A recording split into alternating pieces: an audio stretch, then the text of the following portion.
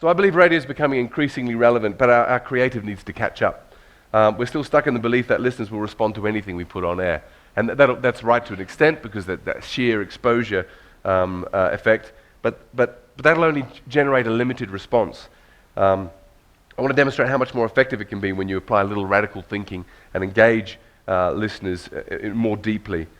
Not just because it's more fun to make interesting radio ads, not just because it scratches that creative itch, but because it works better. And advertisers will come back if their ads work better. It's the bottom line.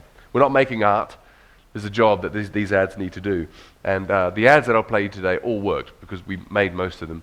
And they all achieved their business response. So we know that they worked. If they don't work, then our clients don't come back, because we're not retained. And if they don't come back, we don't eat. So it's a fairly good motivator that our ads work. We have a very simple mantra at Eardrum. Relevant cleverness. I went blank for a second. Our mantra. Relevant cleverness is our mantra. Everything we do is based on, has to adhere to that criteria. It has to be relevant because it has to do a job, and it has to be clever because it has to cut through and get people's attention. So it informs every decision we make.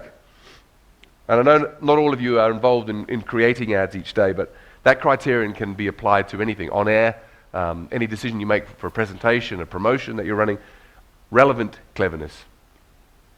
It's the brief that I gave my jury at Cannes as well, to look for ads that demonstrated that. There's a lot of really clever advertising which doesn't do anything.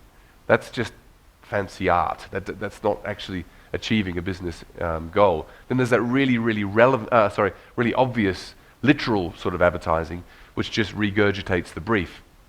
And that's not going to cut through either. So it's got to be clever and it's got to be relevant in the right balance.